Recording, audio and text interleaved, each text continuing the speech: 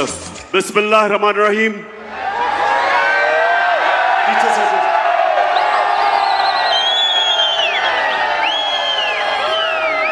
बिस्मिल्लाह रहमान रहीम। इय्याका नअबुदु व इय्याका नस्तईन। मुल्तान, ये मैं 3 महीने में ये मेरा तीसरा मुल्तान में जलसा है और मुझे हैरत होती है कि जब भी मैं आता हूं मुल्तान में, माशाअल्लाह आपका जज्बा, आपका जुनून, आपका शऊर हर बारी मुझे, जब मुल्तान की ये मैं बेदारी देखता हूं तो मैं आपके जज्बे को, जुनून को सलाम करता हूं।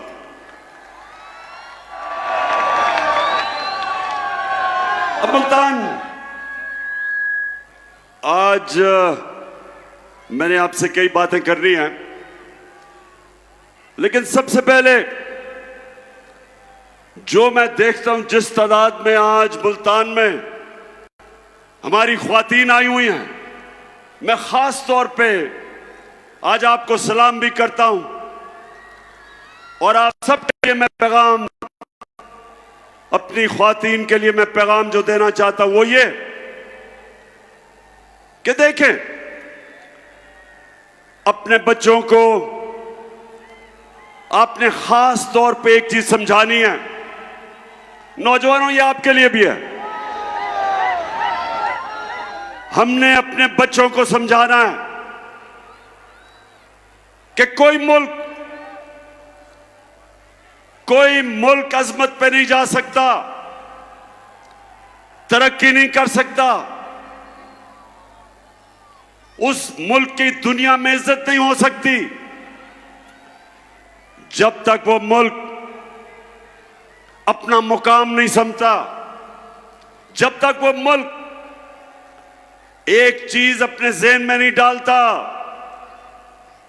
कि अल्लाह ने हमें पर दिए, अल्लाह ने हमें पर दिए हैं, हम अशरफुल मखलूकात हैं, सबसे अजीम अल्लाह की मखलूक।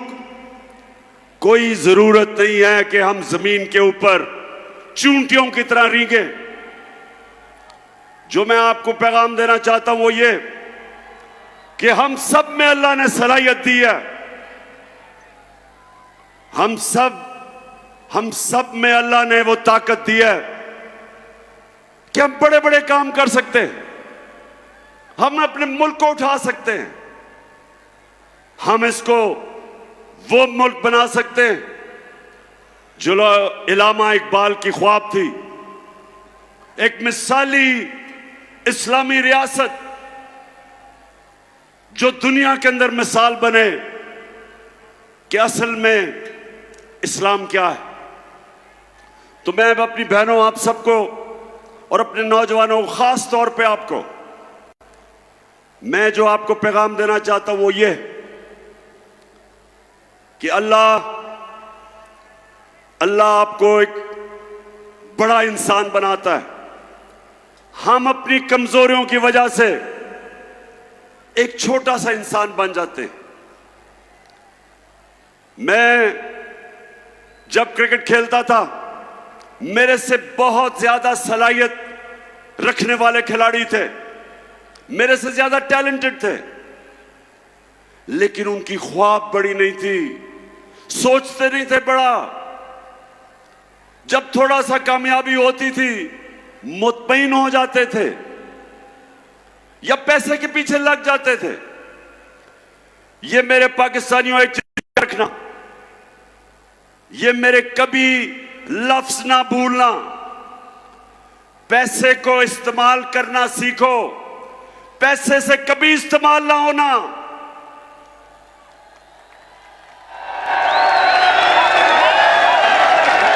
पैसे के बुत की कभी पूजा ना करना। हजरत मूसा जब वो 40 दिन के लिए गए तो पीछे उनकी कौम जो कुरान शरीफ में आता है कि सोने की गाय की पूजा कर दी, मतलब कि पैसे की पूजा शुरू हो गए। तो ये याद रखें कि ये जो मेहरबानों का मुखालिफ है वो भी पैसे के बुत की पूजा करता है, वो भी पैसे को बड़ा समझता है, जिस तरह उसका लीडर आसिफ जरदारी समझता है।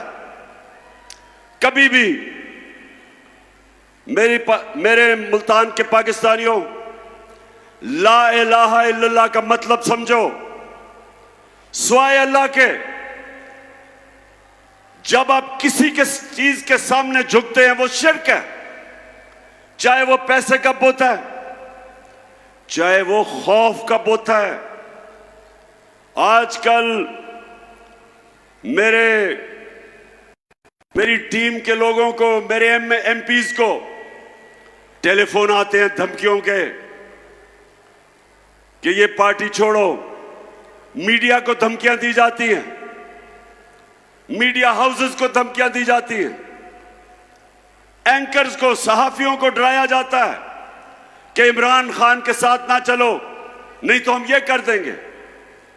तो मेरी कौम, ये सबसे खौफनाक बुत पैसे के बुत के अलावा खौफ का बुत है। खौफ भी एक बड़े इंसान को छोटा बना देता है।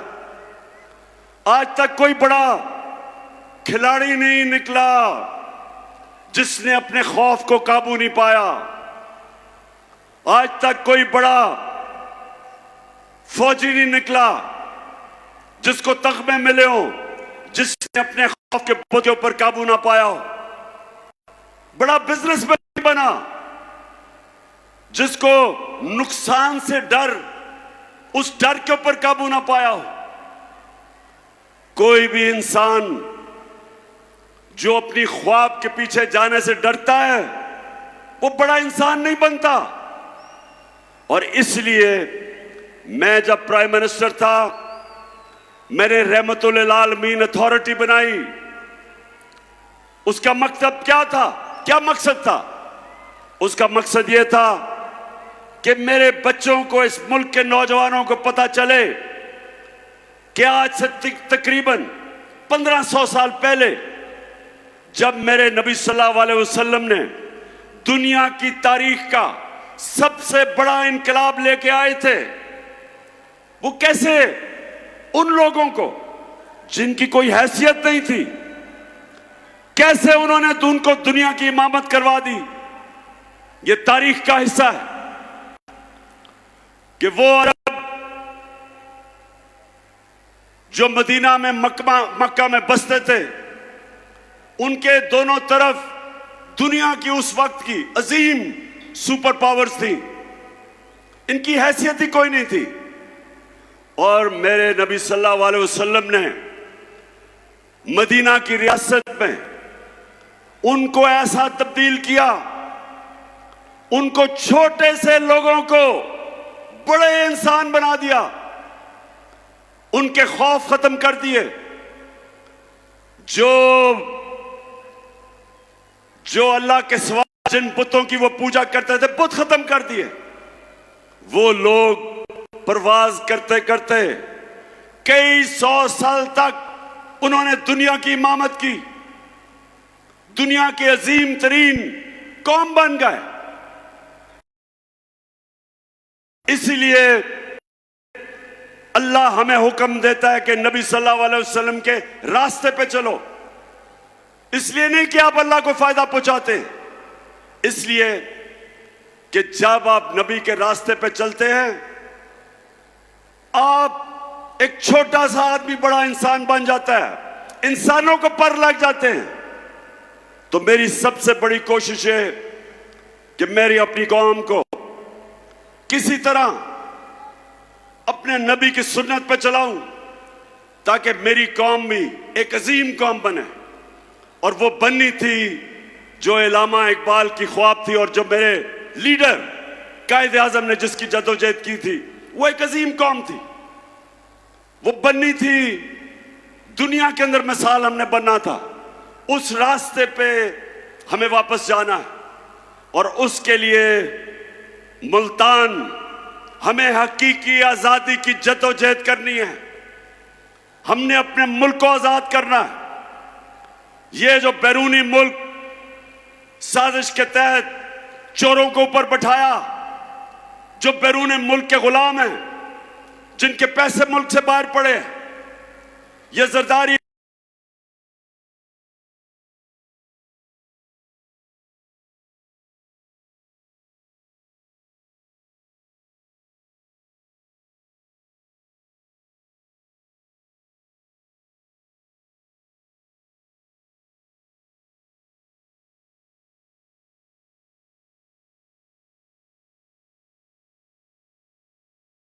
और नवाज शरीफ 30 साल से उन्हीं मुल्कों के हुक्म पे हमारे फैसले करते हैं।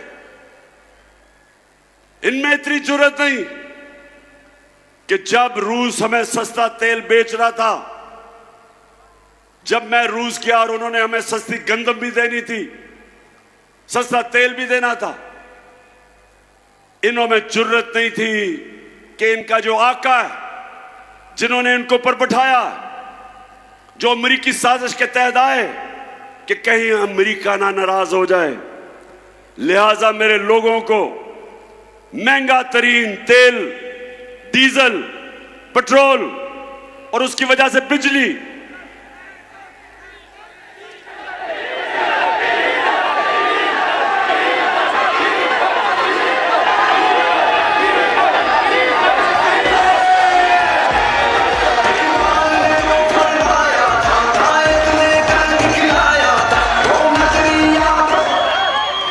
तो मुल्तान, हमारी कोशिश है कि हम अपने मुल्क को आजाद करें। सबसे पहले मुल्क के फैसले पाकिस्तान में हो। हम अपने मुल्क को अपने पैर पे खड़ा करें। हमें कभी किसी और मुल्क के सामने हाथ ना फैलाने पड़े कि जब एक कौम किसी और मुल्क के सामने हाथ फैलाती है, उसकी इज्जत नहीं होती। हरे पासपोर्ट की इज्जत नहीं होगी जब तक हम अपने पैर पे ना खड़ा हों। और मैंने एक पूरा प्रोग्राम बनाया है, क्योंकि जिधर इन्होंने मुल्क पहुंचा दिया, जिस तरह के पाकिस्तान को इन्होंने 2 महीने में जो कर्जे लिए हैं, जिस तरह कर्जों की दलदल में भी गिर रहे हैं, हमारी माइशत भी नीचे जा रही है, हमारी इंडस्ट्री भी नीचे जा रही है। हमारे किसानों के लिए जो भी शाह महमूद कुरैशी ने बताया कि कितने बुरे हालात हमारे आज किसानों के हैं। ट्यूबवेल में डीजल, उसकी कीमत ऊपर, बिजली वो दुगनी से भी ज्यादा। तो जो किसान के पास पैसे, उसके खर्चे इतने चले गए हैं कि वो अपनी जमीन के ऊपर पैसा नहीं लगा सकता। इंडस्ट्री जब बंद हो गई, बेरोजगारी बढ़ रही है। जो हमने दुनिया को एक्सपोर्ट्स करके अपनी दौलत में इजाफा कर रहे थे, याद रखें हमारे 3.5 साल में पाकिस्तान की सबसे ज्यादा रिकॉर्ड एक्सपोर्ट्स हमारे जमाने में थी। सबसे ज्यादा बैरून मुल्क ने पैसा पाकिस्तान में हमारे जमाने में भेजा। सबसे ज्यादा टैक्स इकट्ठा किया हमने किया। हमारे जमाने में 4 जो बड़ी बड़ी फसलें थी, तारीखी उनकी पैदावार थी। किसान के पास तारीखी पैसा गया। किसान के पास जो उसकी आमदनी थी, कभी किसान को इतना पैसा नहीं मिला जो हमारे आखिरी 2 साल में मिला। और उसके अलावा हम हेल्थ कार्ड लेके आए कि इसके IMF के प्रोग्राम में होते हुए हमने अपने फैसला किया कि हर खानदान को 10 लाख रुपए की हेल्थ इंश्योरेंस किसी भी अस्पताल में जाके अपना इलाज करवा सकते थे। और ये एहसास प्रोग्राम, हेल्थ कार्ड, फिर कामयाब पाकिस्तान में सूद के बगैर कर्जे, निचले तबकों को हमने पूरा प्रोग्राम था कि घर बनाने के लिए सूद के बगैर कर्जे। और ये तब जबकि हम भी IMF के प्रोग्राम में थे।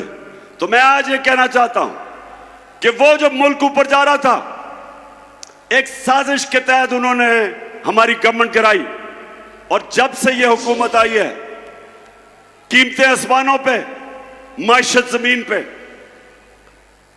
और मैं आज आपके पास इसलिए आया हूं कि एक तो हमने इनसे अपने आप को आजाद करना है। अब सबने मेरे से वादा करना है कि इन इलेक्शनों के अंदर आपने सबने इसको अपना इलेक्शन समझना है। अपने बच्चों के, अपने आने वाली नस्लों के लिए आपने इन सबको शिकस्त देनी है। मुल्तान, आप तैयार हो? बताएं मुझे। तबाह क्यों लगे ये बोलियां कि हम बिकाऊ माल हैं? जाग गई है कौम, अब लोग बाकमाल हैं। हुक्मरानी गैर की एब्सोल्युटली नॉट, खुशहाली कुछ देर की एब्सोल्युटली नॉट। जो भी हमसे टकराए उसको जान ले। अच्छा मुल्तान, मैं जरा आज आप सबको तफसील में तो बताना चाहता था कि सारा दिन मैंने आज अदालत में गुजारा है, लेकिन क्योंकि अभी केस चल रहा है इसलिए उस केस पे तो मैं बात नहीं करूंगा। लेकिन मैं अपने सारे पाकिस्तानियों को आज बताना चाहता हूं कि ये मेरा नजरिया है, ये मेरा ईमान है कि जब तक इस मुल्क में कानून की बालादस्ती यानी कि इंसाफ नहीं होगा, ये मुल्क तरक्की नहीं कर सकता। जब तक इस मुल्क में हमारी अदालतें आजाद और मजबूत नहीं होंगी, जब तक वो इंसाफ नहीं देंगी, पाकिस्तान छोड़े कोई मुल्क तरक्की नहीं कर सकता। सारी दुनिया में अपनी उम्र में फिरा हूं, सारी दुनिया तकरीबन देख ली मैंने। एक नतीजे पे मैं आया मुल्तान के खुशहाल मुल्क और उस मुल्क जिधर गुर्बत होती है, सिर्फ एक फर्क होता है, खुशहाल मुल्कों के अंदर इंसाफ होता है और गरीब मुल्कों के अंदर जुल्म का निजाम होता है, जिसके मुतालिक हजरत अली रजी अल्लाह ताला ने कहा था कि कुफर का निजाम चल जाएगा, जुल्म का निजाम नहीं चल सकता, नाइंसाफी का निजाम नहीं चल सकता। हमारा सबसे बड़ा मसला कि ताकतवर के लिए एक कानून, कमजोर के लिए दूसरा। मैंने 26 साल पहले से अपनी कौम को उनकी तरबियत करने की कोशिश की इंसाफ के अंदर, क्योंकि मैंने बरतानिया में जो निजाम देखा उसकी सबसे बड़ी कामयाबी की वजह यह कि वहां इंसाफ कोई कानून के ऊपर नहीं, ताकतवर के लिए भी वो कानून, कमजोर के लिए भी वो। हमारा मुल्क का अलमिया क्या है? मुझे अभी भी मशवरे दिए जाते हैं कि इमरान खान तुम ऑपोजिशन को साथ मिला के चलो। जब मैं हुकूमत में था, अब कहते हैं कि हुकूमत असेंबली में चले जाओ, इनके साथ इकट्ठे बैठ के मामले तय करो। पाकिस्तानियों, मेरी एक बात सुन ले आप। मेरे नबी सल्लल्लाहु अलैहि वसल्लम ने जब फतह मक्का की तो उन्होंने सब काफिरों को माफ कर दिया, सबको माफ कर दिया। लेकिन जब उनके पास एक दरखास्त आई, उन्होंने कहा, उनके पास आई कि जी कुरैश की लड़की ने चोरी की है, कुरैश की लड़की है, उनको सिफारिश आई कि उसको माफ कर दो। आगे से उन्होंने जवाब दिया, जो सबसे रहमदिल इंसान, रहमतुल आलमीन, दुनिया के लिए रहमत बन के आए थे, उन्होंने कहा मुल्तान कि मेरी अगर बेटी भी चोरी करे उसको भी मैं नहीं छोड़ूंगा, उसको भी सजा मिलेगी। यानी कानून के ऊपर कोई नहीं, मेरी बेटी भी नहीं है। तो यहां जब से मैं 26 साल में पॉलिटिक्स आया हूं, ये दो खानदान जो 30 साल से मुल्क को लूट रहे हैं, 30 साल से बारियां ले रहे हैं। हमेशा मुझे यह कहा जाता है कि इमरान खान आप ये क्या सियासत, क्या इनसे मुफाहमत करें, इनसे बैठ के बात करें। मैं आज अपनी कौम को कहता हूं, मैं हर किसी के साथ बात करने के लिए तैयार हूं, हर किसी के साथ। किसी का नजरिया फर्क है, कोई मेरे खिलाफ नजरियाती तौर पे, हर किसी से मैं बात करने के लिए तैयार हूं, लेकिन चोरों से कभी बात करने के लिए नहीं तैयार।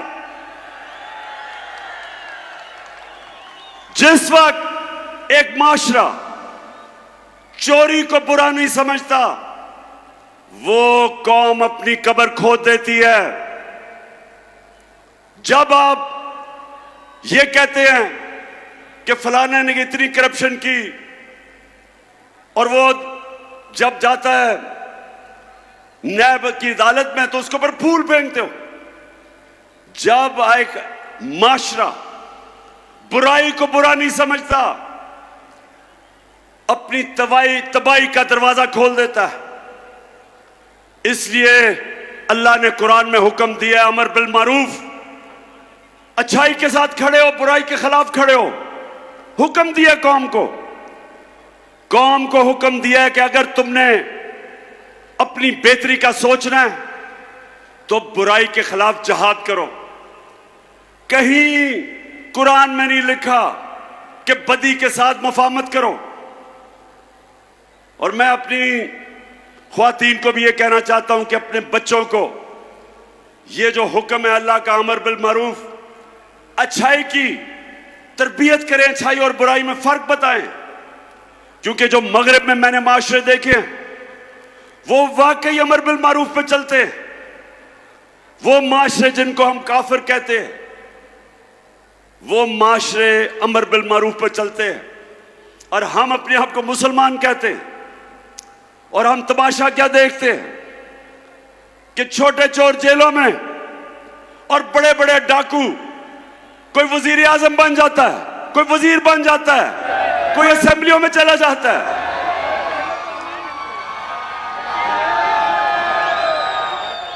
यह है हमारी दूसरी आजादी, हकीकी आजादी की जंग, कि हमने अपने आप को, वो लोग जो माशरे के अंदर फितना है, जो कब्जा ग्रुप है, हमने इनका मुकाबला करना है। क्यों नहीं स्विट्जरलैंड में कब्जा ग्रुप, क्यों नहीं यूरोप में कब्जा ग्रुप? क्योंकि उनकी अदालतें ताकतवर को भी उसी तरह करती हैं जो कमजोर को करती। हर दुनिया का माशरा जो कामयाब है वह ताकतवर को कानून के नीचे लेके आते हैं। हमने एक मिनट, 26 साल पहले मैंने जब पॉलिटिक्स शुरू की थी इसी चीज के ऊपर कि पाकिस्तान में हमने इंसाफ की जंग लड़नी, और मेरा मुकाबला इन दो करप्ट खानदानों के साथ था जो समझते थे कि इंसाफ के ऊपर है। कभी भी, नौजवानों जरा मैं आपको टीवी पर दिखाऊंगा, यह कभी नहीं हुआ कि एक जमहूरियत के अंदर एक पॉलिटिकल पार्टी ने सुप्रीम कोर्ट के ऊपर डंडों से हमला किया। यह कभी नहीं हुआ कहीं। यह जरा भी देखें,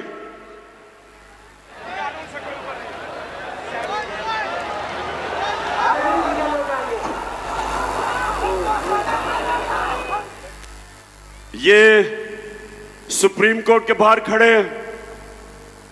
ये 1997 की बात है। पुलिस ने रास्ता दिया इनको, नवाज शरीफ की हुकूमत थी।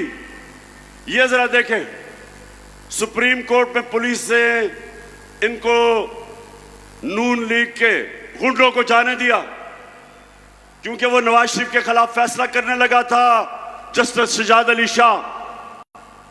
और ये देखें कि पुलिस तमाशा देख रही है और डंडे लेके 1997 में ये देखें सुप्रीम कोर्ट के अंदर घुस गए। दीवारें टाप के सुप्रीम कोर्ट के अंदर जा रहे हैं। ये मैं आपको ऐसे कमेंट्री दे रहा हूं जैसे क्रिकेट मैच की कमेंट्री हो रही हो। अब ये देखें,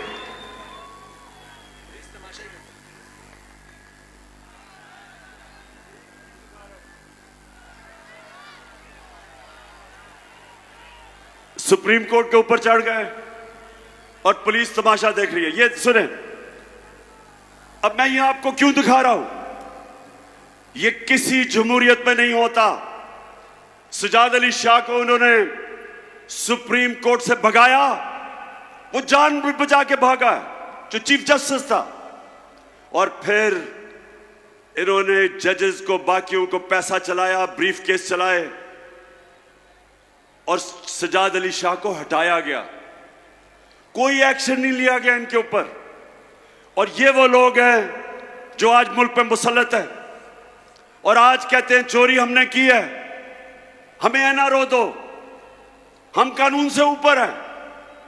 उधर वो नवाज शरीफ बैठा हुआ लंदन में, वो इंतजार कर रहा है कि पहले मेरे केसेस खत्म करो, फिर मैं दूसरी दफा एनआरओ लेके पाकिस्तान आता हूं। मुझे ये मुल्तान बताओ कि छोटा आदमी तो भैंस चोरी, गाड़ी चोरी, मोटरसाइकिल चोरी, वो तो जेल में। तो जो अरबों रुपए मुल्क के लूट के बाहर जाता है, वो कहता है कि मैं कानून के ऊपर हूं। और ये है जंग, इंसाफ की जंग है पाकिस्तान में। हम सब ने मिलके, जब तक हम इंसाफ नहीं, ताकतवर को कानून के नीचे नहीं लेके आते, ये कौम आजाद नहीं होगी। थानों में जुल्म होंगे, ताकतवर झूठे केस करवाएगा कमजोर पे, थानों में जुल्म, जमीनों पे कब्जे, हर जगह कमजोर आदमी पिसेगा। आज जो बैरून मुल्क पाकिस्तानी है, मुल्तान ये सुन लो, मेरे पाकिस्तानी भी सुन रहे होंगे, आज ये याद रखें कि जो दल दल में हमें इन्होंने फंसा दिया है 4 महीने में, इससे अब सिर्फ एक तरह हम निकलेंगे। बैरूनी मुल्क जिनसे हम इमदाद मांगते हैं, वो अब नहीं देंगे। वो अगर देंगे भी तो वो हमारी आजादी छीनेंगे। इसलिए एक ही तरीका है, 1 करोड़ पाकिस्तानी बाहर बैठा है, ये हमारा सबसे बड़ा असासा है। और इसको जिस दिन इनमें से 1 करोड़ में से 5 लाख ने भी पाकिस्तान में सरमायाकारी कर दी, अरबों डॉलर मुल्क में आ जाएगा। ये हैं जो लोग हमें आजाद करेंगे बैरूनी मुल्क के कर्जों से। लेकिन वो कभी नहीं आएंगे, वो कभी पाकिस्तान में सरमायाकारी नहीं करेंगे जब तक हमारा इंसाफ का निजाम ठीक नहीं होता, कॉन्ट्रैक्ट एनफोर्समेंट नहीं होती, जब तक उनको ये एतमाद ना हो कि जब वो सरमायाकारी करेंगे उनसे फ्रॉड नहीं होंगे। वो इसलिए दुबई चले जाते हैं, वो मलेशिया चले जाते हैं, लेकिन पाकिस्तान में सरमायाकारी नहीं करते। तो जो मेरा इंशाअल्लाह अल्लाह ने आगे बारी दी, तो मैं आज सबसे पहले अपने बैरून मुल्क पाकिस्तानियों के लिए आसानी पैदा करूंगा कि पाकिस्तान में सरमायाकारी करें, और उसके लिए अपना इंसाफ का निजाम इसको बेहतर करेंगे। और उसकी वजह से इंशाअल्लाह ये आप देखते रहेंगे कि बजाय किसी के सामने हाथ फैलाए, हम पाकिस्तान को उठा देंगे और इंशाअल्लाह वो मुल्क बनेगा जो इसको बनना चाहिए था 75 साल पहले। आखिर में मुल्तान, मुझे ये बताओ कि ये जो भाग गए हैं मैच खेलने से, ये जो भगौड़े हो गए हैं,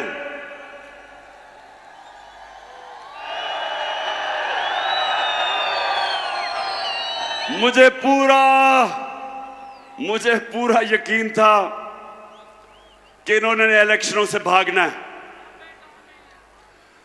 बिल्कुल ठीक कह रहे हैं कि मुझे पता था कि इनकी कांपें टांगनी शुरू हो गई हैं।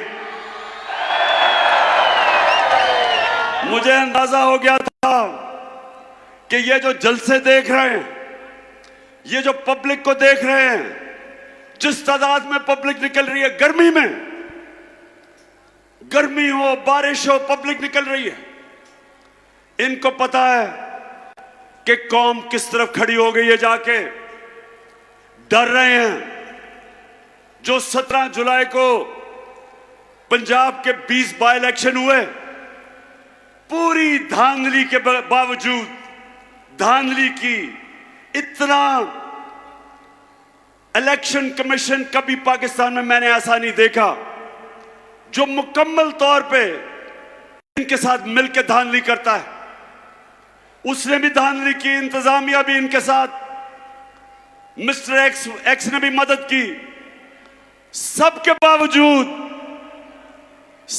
बावजूद इनका सफाया हो गया। 2 इलेक्शन धांधली करके इन्होंने जीते हैं, के बावजूद सफाया हो गया। तो आप डर रहे हैं, मुल्तान इनको खौफ आ गया है, डर रहे हैं। अब इनको ये खौफ है कि ये अगर इलेक्शन हो जाता है इतवार को, तो 3 और सीटें गिर जानी थी इनकी, 3 और विकेटें गिर जानी थी। और उसके बाद 25 सितंबर को, आपको पता है मैं 9 हलकों में खड़ा हूं, और मेरा चैलेंज है कि इंशाल्लाह जब भी वो 9 हलकों में इलेक्शन होगा, 9-0 रिजल्ट आएगा, धांधली के बावजूद। ये ऐसे ही है। जब आपको पता पुराने जमाने में क्या होता था, जब मैं क्रिकेट खेलता था तो अपने अपने अंपायर होते थे। हम जब हिंदुस्तान मैच खेलने जाते थे, उनके अपने अंपायर होते थे। वो जब पाकिस्तान खेलने आते थे, हमारे अंपायर थे। वो पाकिस्तान में नहीं जीत सकते थे। जिधर हमारी टीम को मुश्किल पड़ती थी, अंपायर मदद करने के लिए आ जाते थे। उधर जब जाते थे तो उधर जब हम मैच जीतने लगते थे, उनके अंपायर मदद करने के लिए आ जाते थे। तो वाहिद कप्तान था, हिंदुस्तान गया, उनके अंपायर थे। उनके अंपायरों के बावजूद आपका कप्तान जीत के आया।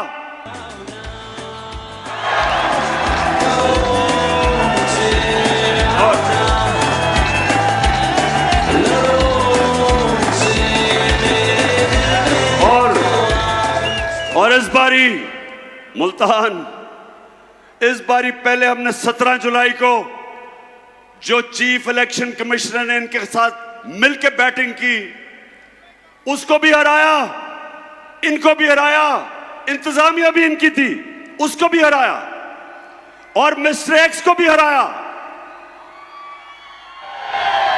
और इंशाल्लाह अब भी जब भी इलेक्शन होंगे, मेरा सबको चैलेंज है कि तुम जो मर्जी कर लो, पाकिस्तानी कौम फैसला कर बैठी है।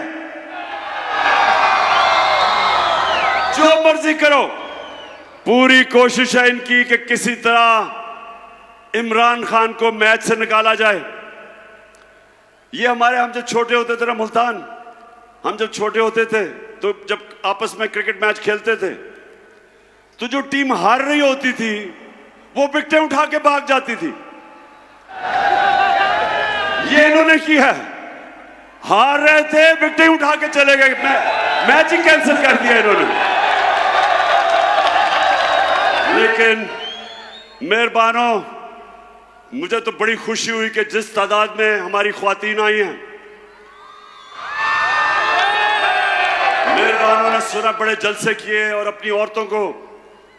और ये याद रखें, जिस कौम की औरतें बेदार हो जाएं, शऊर आ जाए, वो कौम को कोई गुलाम नहीं बना सकता। फिर से तू अड़ जा, फिर से तू डट जा, फिर से वो बल्ला घुमा।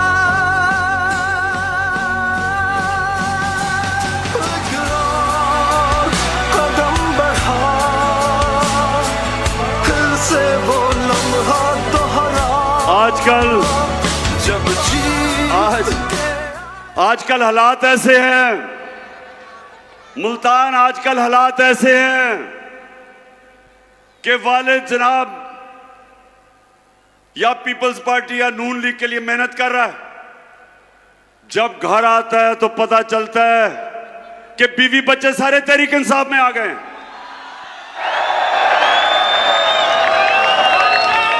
यानी कि ऐसे लग रहा है कि जैसे पुराने जमाने के अंदर जब मेरे नबी सल्लल्लाहु अलैहि वसल्लम ने तबलीग की और लोगों को इस्लाम की तरफ लेके आए और राय हक पे लेके आए, तो एक वक्त ऐसा था कि आदमी कहीं और होता था, घर में औरतें और नौजवान इस्लाम कबूल कर लेते थे। आज माशाअल्लाह कौम ऐसी बेदारी आई है और शऊर आया है कि वो ये दो जमातों को 30 साल से देख रही थी, और आज ऐसी बेदारी है कि जो भी आज कोशिश करें, औरतें, बच्चे, नौजवान, बल्कि बूढ़े भी आप फैसला कर बैठे हैं कि इन दो जमातों के साथ नहीं चलना, जिन्होंने सारी जिंदगी इनको सपोर्ट की थी। बस मैं आज मुल्तान आपका हैट्रिक के जलसा किया मैंने, 3 जलसे 3 महीने में। मैं आज आपका शुक्रिया अदा करता हूं, जिस गर्मी में और जिस सुकून में और जिस शऊर से आपने मेरी बातचीत सुनी। आएंगे मुल्तान, आपने मेरे से वादा करना है कि इनको ऐसा फेंटा लगाना है, ऐसी शिकस्त देनी है कि अगले इलेक्शन में आपने 2/3 अक्सरियत तहरीक इंसाफ को दिलवानी है, 2/3 अक्सरियत, ताकि हम इस मुल्क में वही हकीकी आजादी का इनकलाब ला सके। पाकिस्तान जिंदाबाद।